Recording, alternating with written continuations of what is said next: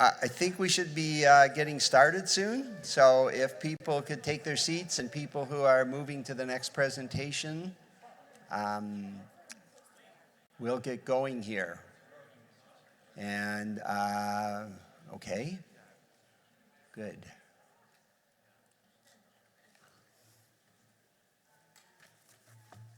So as my final speaker comes to the stand, I'd like to thank you all for coming today. I'd like, if possible, a quick show of hands just for our information. Who here would characterize themselves as a health professional? So I said 50%, but actually it's much more than that here today. So welcome. My name is Lee Balance. It's my pleasure to welcome all of you to today's Climate and Health panel. We hope to give you information and language that you can use in your lobbying and outreach efforts both tomorrow and in the future.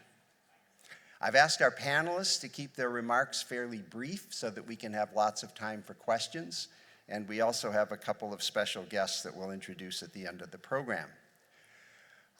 We will have some live mics available when we get to the question section.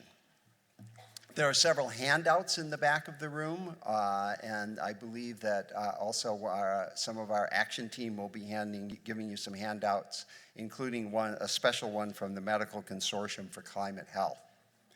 The consortium speaks for medical societies representing more than 50% of American physicians, and I think it's a very powerful document about what our professional societies have to say about climate change. I'm very honored to moderate this very distinguished panel. Our first speaker is Dr. Ashish Jha. Dr. Jha is the director of the Harvard Global Health Institute. He also has teaching and practice roles at the School of Public Health and Medicine and at the VA Boston. Dr. Sanjiv Mathur practices anesthesiology in Sudbury, Ontario, and is on the faculty of the Northern Ontario School of Medicine. He is a lifelong environmentalist and an active member of Citizens Climate Lobby Canada. Dr. Gary Cohen has worked on environmental health issues for 30 years. He's the president and co-founder of Healthcare Without Harm and Practice Green Health. He received the Champion of Change Award for Climate Change and Public Health from the White House in 2013 and was named as a MacArthur Fellow and Genius recipient in 2015. It's my pleasure to welcome Dr. Jha to the microphone. Please make him welcome.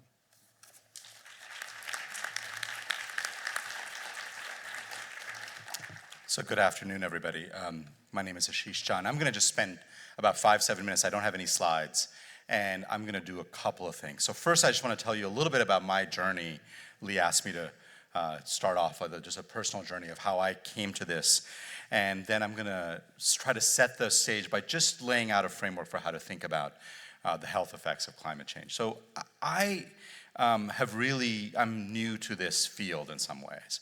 I'm a physician, I still practice, and I'm a public health person, and I've been thinking a lot about public health issues like health systems and quality, and how do you make healthcare work better for people.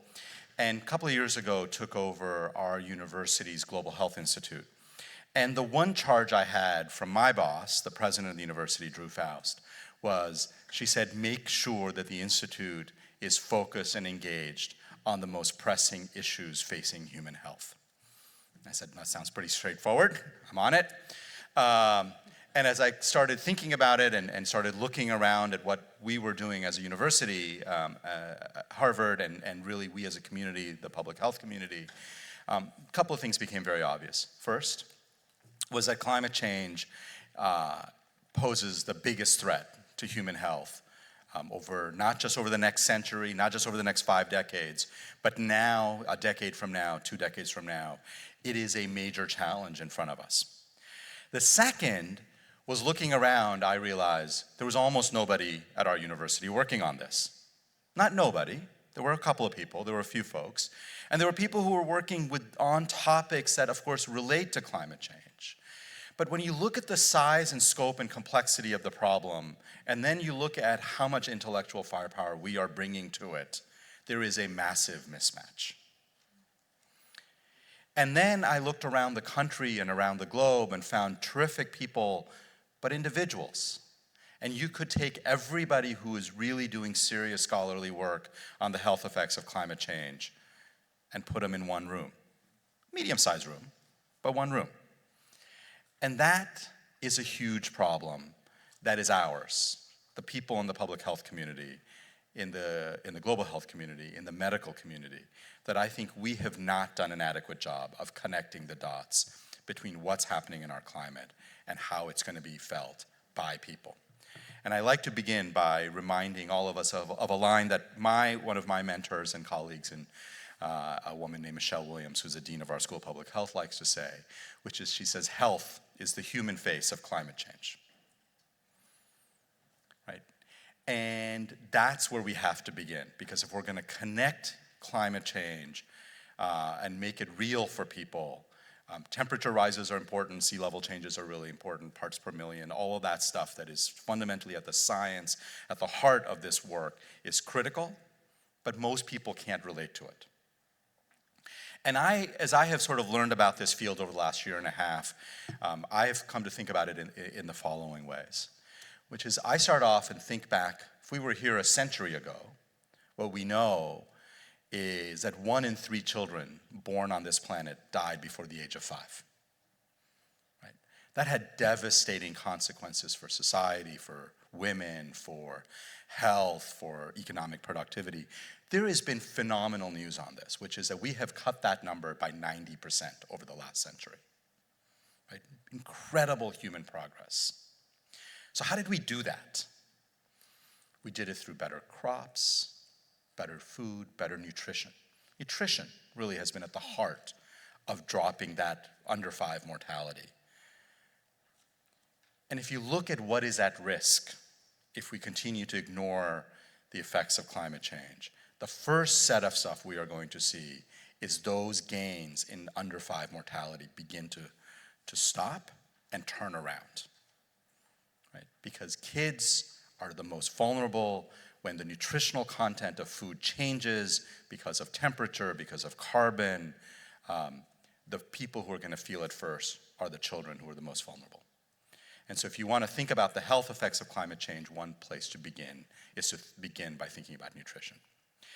The second big issue, of course, is around air pollution. And 1 in 8 people in the world who dies in a given year dies because of air pollution. 1 in 8. Right? About half of that is indoor air pollution, the other half is outdoor air pollution. But that is one of the major causes of death and disability around the world.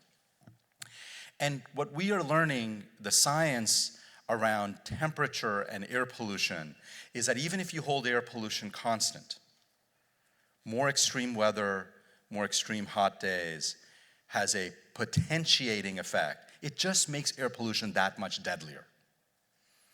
And so what that means is more asthma in kids, more strokes and heart attacks in adults, and the people who will feel it most are the people who are most vulnerable, children, the elderly.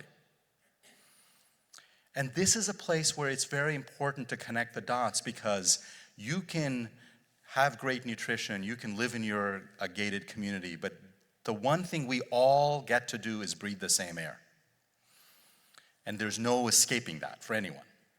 And so this is fundamentally something we're all going to have to deal with. The third one, and again, I'm not going to give you a very long list, but another one that I think is critically important is to think about what we have seen in the last 5 years in terms of global health and disease outbreaks and pandemics. Right? We have had more outbreaks in the last 20 years, let me rephrase that. The pace of outbreaks have picked up substantially in the last 20 years. We've always had disease outbreaks throughout all of human history, but the pace, the spread, all of that is unprecedented. And if you ask why are we seeing Ebola in West Africa, which has never had it before? Why are we seeing Zika in Latin America, in Florida, when we've never had it before? It's because the climate is changing. And where these vectors, these disease vectors like mosquitoes, where they live, where they travel, that is all changing. And as that changes, the disease spread in humans begins to change.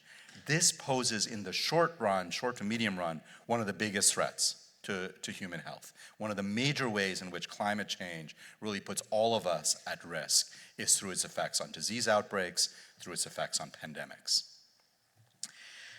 Beyond the health effects, one of the things that I think we have done too little of in the scientific community is to try to understand and quantify the costs of these things.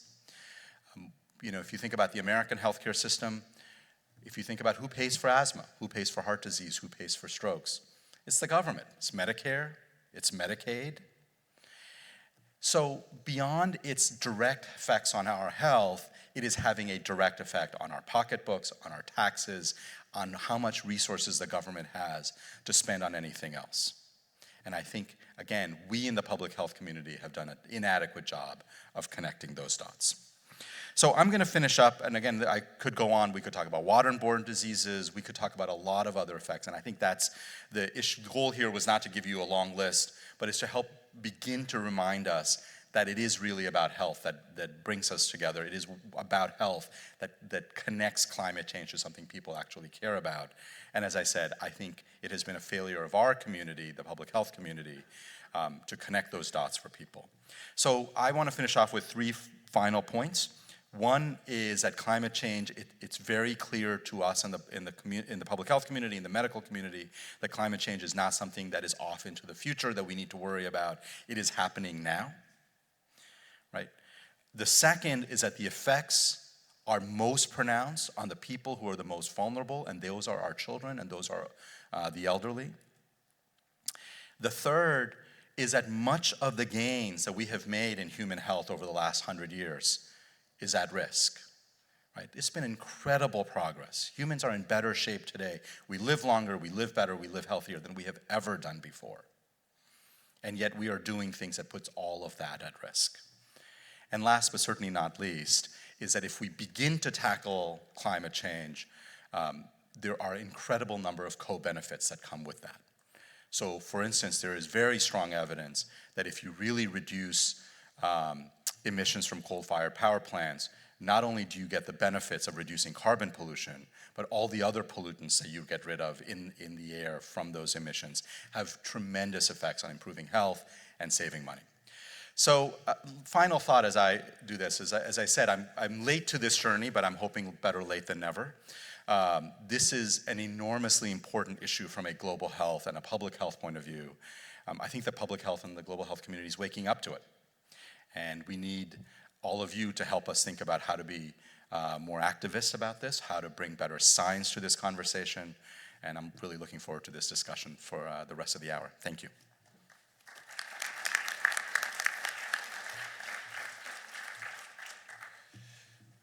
Thank you. I feel very privileged to be on the stage with such global thinkers and difference makers. But today my presentation is going to be slightly different. It's going to be about what can the individual healthcare professional or individual physician do to affect climate change. But I also want to say I'm very privileged to speak to CCLers because you guys really are the climate warriors. Gandhi once said, the truth will always win. And you guys are the truth sayers, so you're going to win. We're all going to win.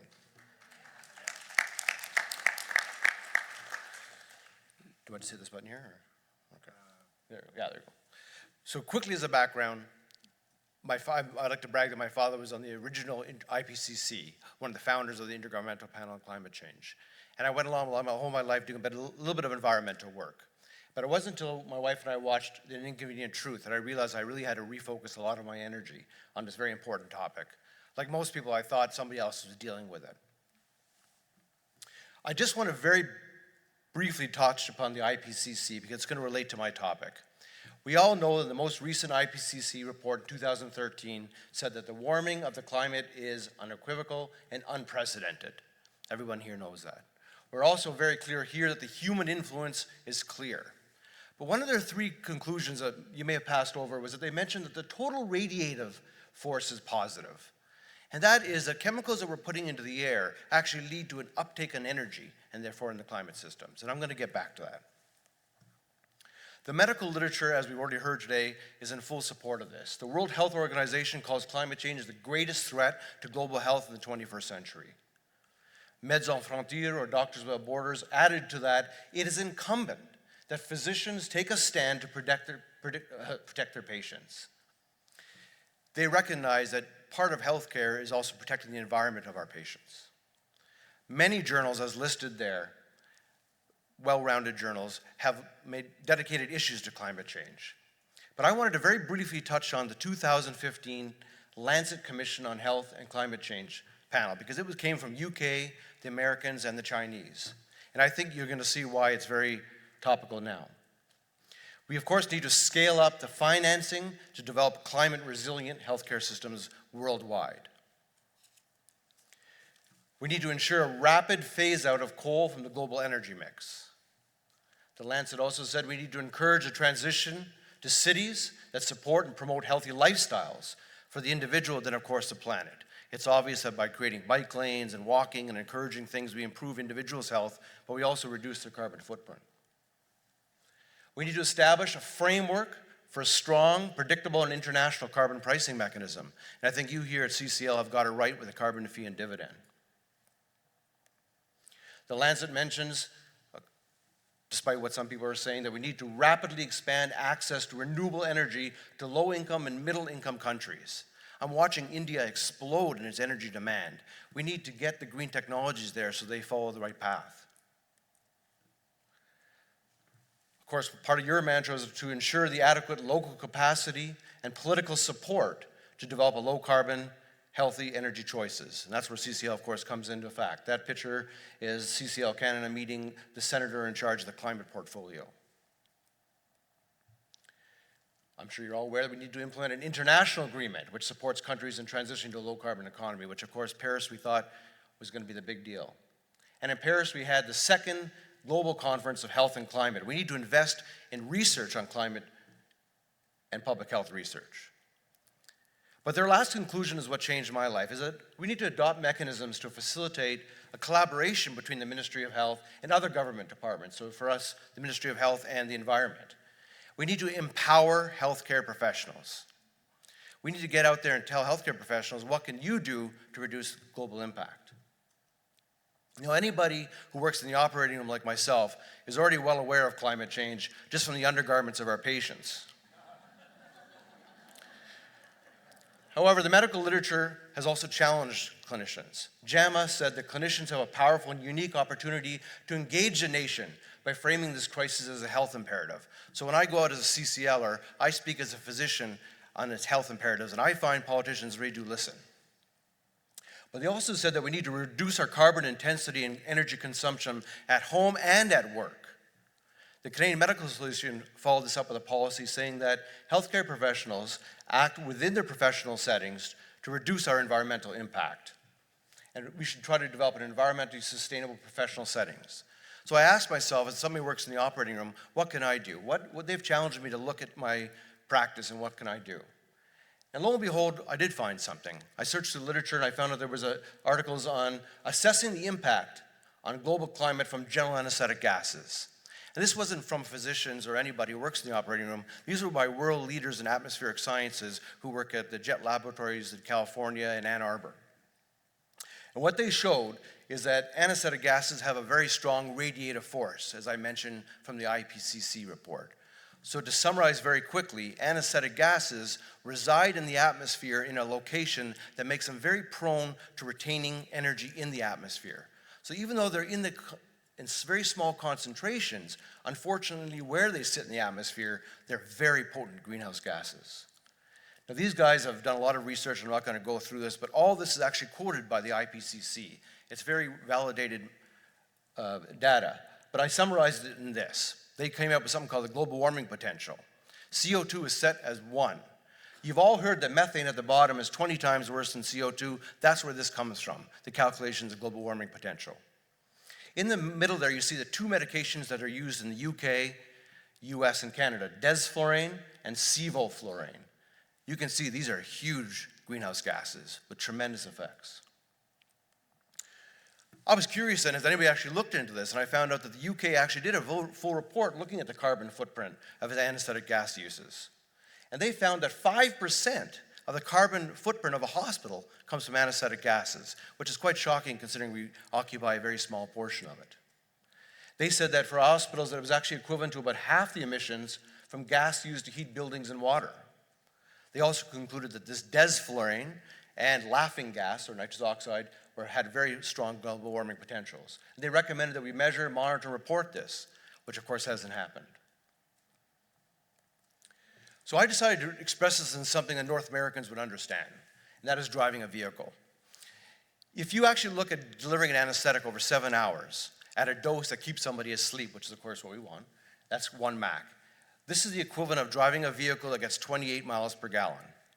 If you use sevoflurane at a concentration that keeps somebody asleep, it's equivalent to driving 40 kilometers a day. Its major competitor, desflurane, over 1,900 kilometers. That's 1 anesthetist, 1 OR. When I show this to anesthetists, they're shocked. They're driving their hybrids to work or bicycling thinking they're helping out, but if they're using desflurane, they're not helping at all. I then calculated what it was like for our entire hospital. What were we contributing as a hospital to the environmental carbon footprint? And I calculated that the carbon dioxide equivalence for our medication, sevoflurane, was 132,000 kilometers for 50% of the patients, but for the competitor, desflurane, was 3.2 million kilometers for about the same cost, 50% use. I'll tell you this at this point, there's no advantages of using either medication. Desflurane offers no clinical advantage. So is this significant? Well, University of Utah thought so. They actually decided to cap their desflurane use in half for a year. Just for 1 year, say we're going to use half as much. What they found out that it didn't affect patient care at all. It didn't affect the bottom line of delivering patient care. But what it did was save was the greenhouse gas equivalents to 5.4 million miles driven. Again, that's 1 hospital. We're using this everywhere in the world. So I made this my CCL action. I'm going around and I'm presenting this information to all anesthesiologists. I presented 2 weeks ago at the International Anesthesia Research Society in Washington. I'm presenting at the end of the month at the Canadian Anesthesia Society meeting and at the Anesthesia Society Association of Anesthesia in the United States in Boston. That's what I'm going to do for my action. I'm also going to Montreal tomorrow to spread the word.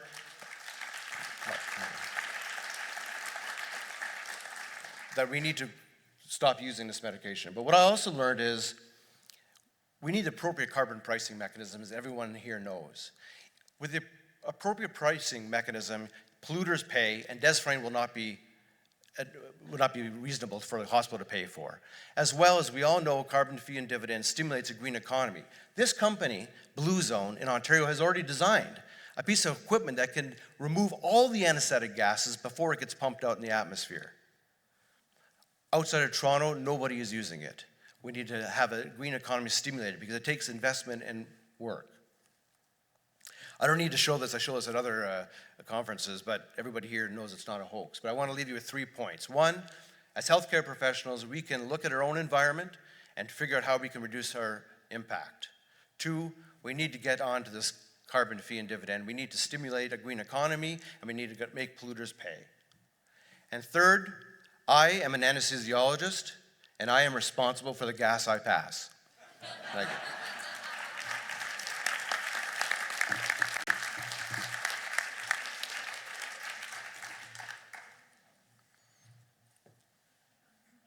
That's funny. Is it the green one? The big green one. The big green one. Great. Here we are. Well, thanks everybody for being here. I wanted to start by saying that the very images that we have in our minds about climate change need to change. And when you ask a lot of people in an audience, well, what's the first image you think of when you think of climate change? They'll think, oh yeah, it's polar bears on ice caps, which is very remote from our day-to-day lives. But what this panel is about and what we're really understanding is that it's impacting people all over the world, and the imagery is people in their places, in their communities. This is the image below of New Delhi on a day in January where the air was so poisoned that people are needing to walk around with masks on. This was an image of Beijing a year ago when the government told people, don't go outside, don't go to work, don't have your kids go out and play because the air is so poisoned from all the fossil fuels. This is what climate change looks like in the Philippines after a typhoon swept through the island and destroyed 90% of the buildings in a number of different villages. This is what climate change looks like in Pakistan after 2010, these enormous floods that impacted 20 million people. We don't have a public health response that can address 20 million people being displaced. This is what climate change looks like in South Africa when people are beginning to wake up and realize that the enormous amount of coal pollution is poisoning their children and their health. And this is what climate change looks like in New Orleans in Hurricane Katrina, when Memorial Hospital started to flood and all of the electrical equipment, all of the backup systems were in the basement of the hospital. And so the electricity stopped working, and the heat stopped working. The air conditioning stopped working, and the elevators stopped working, and the patients had to be brought up to the roof. And many people died in this transportation problem. And we learned that healthcare really isn't prepared for climate change. We haven't designed our buildings. We haven't thought about our operations from the point of view of this level of urgency. So, part of the panel is talking about the health costs of climate change. This is not something that's been looked at until recently. When you think about the price of a kilowatt hour of coal versus the price of a kilowatt hour of renewable energy, embedded in that is not the true cost of fossil fuels. And so there's been a number of studies now done around the impacts of climate change. This study just looked at 6 events and then tried to calculate the health costs related to that. And they came up with $14 billion, just 6 events. In a broader way, a more recent study looked at the broad implications of fossil fuels, the health impacts on the US economy. And they came up with a number that in the middle is about $500 billion annually, or 2.5 or 6% of GDP. And this includes a number of the health issues that Ashish talked about, but also what we're realizing, what some of the research is showing us, is that fossil fuels burning has a huge impact on normal brain development of kids. That studies that have been done show that kids with high exposure to fossil fuel emissions, coal, diesel, etc., have lower IQ levels. The women who are exposed in heavily impacted communities have more risk for a lower birth weight for their kids, which have enormous developmental impacts. So it's been said that, as Ashish said, air pollution kills more people, twice as many people as AIDS, malaria, and TB combined. When you think about the enormous public health movement that's come around addressing AIDS, TB, and malaria, you think about the Gates Foundation and USAID and the Global Fund. There is no global fund for air pollution. Why is that? If that's true, that millions of people are dying from air pollution, why is there no global fund for air pollution? Well, part of it is that the very industry that's responsible for this, the largest responsibility, have not only polluted our bodies and our communities, but they've polluted our democracy. So it's obscene that we're subsidizing the fossil fuel industry, right? To such an extent that if you took all of the health expenditures of all the governments of the world, it wouldn't equal the amount of subsidies that the fossil fuel industry enjoys. So the very industry that's responsible for millions of deaths, that is the driver for climate change, they're the ones that are getting subsidized. And when the subsidies would end, we'd be preventing more than 1.5 million premature deaths a year. We'd be solving climate change. We'd be solving a lot of these other. So the work that you're doing to begin to put a price on carbon, it's just the most fundamental public policy opportunity that we have.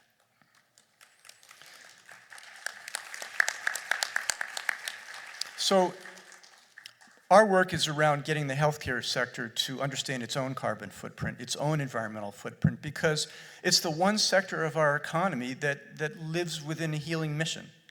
It's 18% of the economy. The only thing that's bigger in the United States is the US military.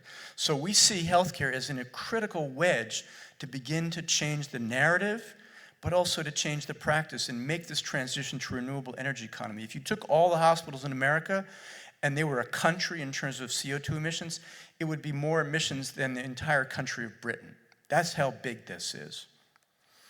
So the Lancet, that commission that was referenced, they said that the healthcare has three fundamental roles. One is to be more prepared, right? More climate resilience in the face of these extreme weather events.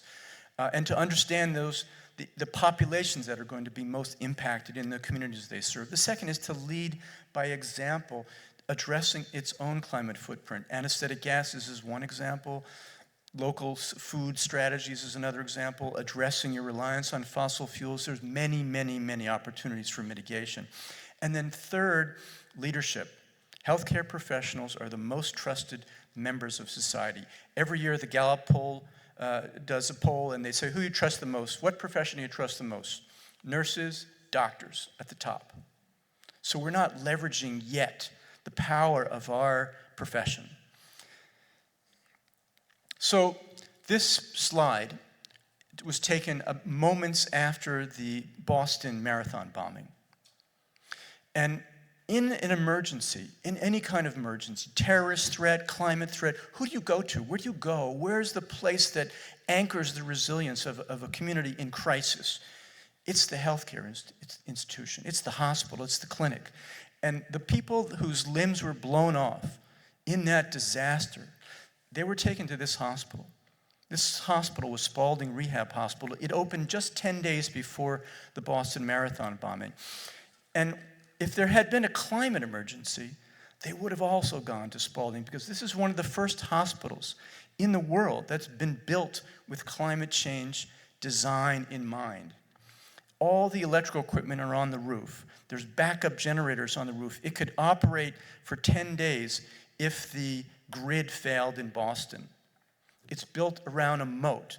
It's built so that none of the emergency equipment or sort of critical acute care facility strategies are on the first few floors. So it's thinking about climate change in its design so it can operate as we understand as the rising seas of climate change come upon us.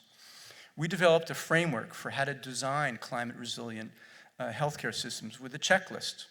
And now this checklist is being adopted by hospitals all around the country. If we had a functional government, this would have been adopted by the Centers for Medicaid and Medicare as a fundamental requirement for healthcare facilities. In New York, in Hurricane Sandy, NYU Langone Hospital, which got flooded and was out of commission for several months, lost $1 billion. We can't afford to lose $1 billion in one hospital every time there's an extreme weather event. We developed a 2020 climate challenge for healthcare organizations around the world to say, step into this leadership, make commitments around your greenhouse gases, make commitments about resilience, make commitments to stand up for policies around climate change. And within 6 months prior to the Paris Agreement, we got 9,000 hospitals in 21 countries to agree to this. So there's a dawning, there's an awakening that's happening in the healthcare sector about its own responsibility. One really shining example of this at a system level is Kaiser Permanente, which is the largest integrated healthcare system in the United States.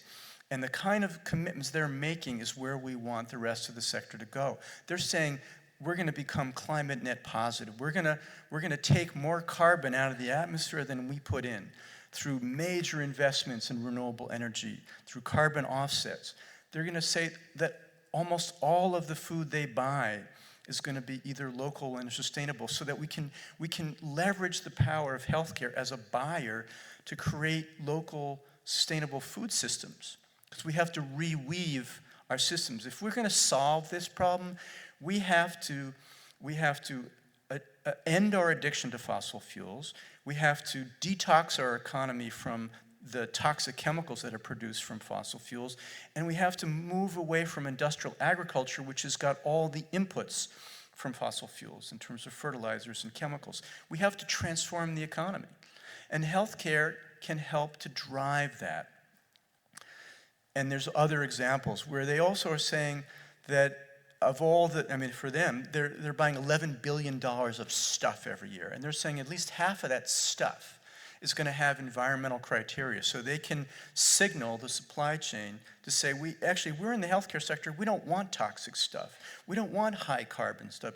We don't want meat produced with antibiotics that is making antibiotic resistant strains of bacteria more prevalent. We're in the healthcare sector. We have a healing mission, and we recognize that our healing mission isn't just individual patients, but we have to be healing communities, and we have to be healing the planet. That's our mission in the 21st century. It's expanded. And it's not just in high industrialized medicine. This is a healthcare provider in Kenya who's bringing refrigerated medicines to villages. There are so many technologies at the bottom of the pyramid in terms of dealing with healthcare in the global south settings where we can have solar clinics. We can have solar refrigeration of medicine. We have now solar suitcases where you can go into a village where there is no power and open the suitcase and help deliver babies in the middle of the night. There's so many technologies that we can start to advance that will leapfrog over fossil fuels. But the last thing I'll say, and which is the most important thing for you folks, is we got to bring these health economics, these health messages into energy policy. So as we think about where we want to go as a city, as a state, as a country, as a planet, we need to bring the health costs of fossil fuels into the equation. We've been having debates in this country about the healthcare, the cost of healthcare, and then we've been having debates about climate change. And these conversations need to be merged. Because part of the health burden that we have is because of the pollution in our communities. We want to reduce healthcare costs. Wow, let's make the transition from fossil fuels to renewable energy. That's going to reduce healthcare costs in a major way. So, last two slides. So, about in February, a few weeks after President Trump was elected, he tried to initiate a travel ban against Muslims. There were protests all over the United States. But one of the stories that went viral and was in many of the national papers was this story. This was in Cleveland Clinic, where physicians stood up and protested that one of their own had gone back to visit their mother in Iran and wasn't going to be allowed back in the hospital, back in the United States. And this is the message that they delivered. All are welcome here. All are safe here. What if we take that powerful messaging, we're moral barometers for society, and we turn that into a megaphone around climate change? That's the power that we have as healthcare professionals, to be helping to lead the charge with the Citizens Climate Lobby, with so many other initiatives where policies are being debated. When we stand up as health professionals saying, this is good for our patients and this is good for our communities, it has a very different impact than when an environmental leader stands up and says so. In Ohio, the largest businesses came together and the health professionals came together with the hospitals, and they said to the Governor Kasich, who had a bill on his desk, which was going to kill the renewable energy standard and the energy efficiency standard of the state. The Koch brothers was behind it. The Republicans in the legislature had voted for it. It was just sitting on his desk. And this coalition came together of businesses and hospitals. And the business said, look, Governor Kasich, we got more jobs being created in Ohio on clean energy than fossil fuels. This is where the economy is going in Ohio. And the hospital said, listen, Governor, these measures, renewable energy, these are good for our patients. We're going to reduce asthma rates in Ohio. The governor vetoed the bill. So this is something that we can replicate in many, many states around the country. So the short version of this is sort of the slide that he left off with, is that this is not only the greatest threat of the 21st century, but it's the greatest public health opportunity of the 21st century, because the transition from our addiction to fossil fuels and toxic chemicals to a clean energy and green chemistry future is going to fuel, it's already fueling a clean energy revolution and providing millions of jobs. It's reducing health impacts from fossil fuels, it's lowering healthcare costs, and it's helping to solve the climate crisis. What's not to like about that? Thanks very much.